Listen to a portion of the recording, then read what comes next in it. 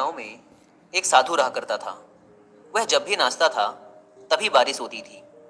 इसलिए गांव के लोगों को जब भी बारिश की जरूरत होती तब यह लोग उस साधु के पास जाते और उनसे अनुरोध करते कि वह नाचे।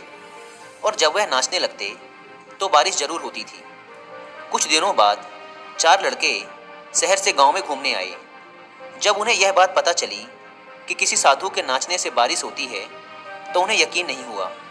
शहरी पढ़ाई लिखाई के घमंड में उन्होंने गांव वालों को चुनौती दे दी कि अगर हम भी नाचेंगे तो बारिश होगी, और अगर हमारे नाचने से बारिश नहीं हुई तो साधु के नाचने से भी बारिश नहीं होगी।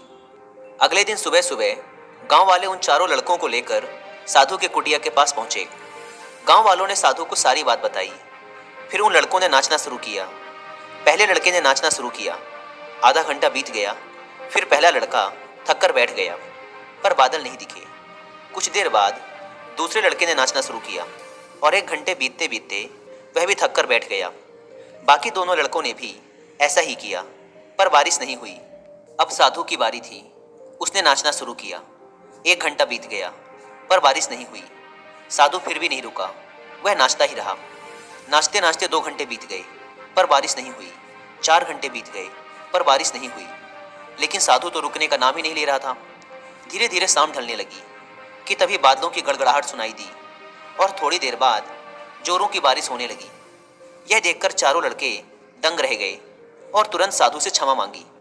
फिर चारों लड़कों ने साधु से पूछा, बाबा, भला ऐसा क्यों कि हमारे नाचने से बारिश नहीं हुई और आपके नाचने से बारिश हो गई?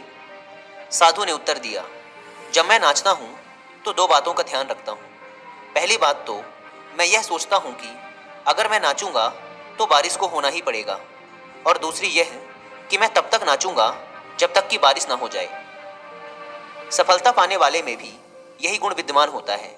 वे जिस काम को भी करते हैं उसमें उन्हें सफल होने का पूरा भरोसा होता है, और वह तब तक उस काम को करते हैं जब तक कि उसमें सफल ना हो जाए।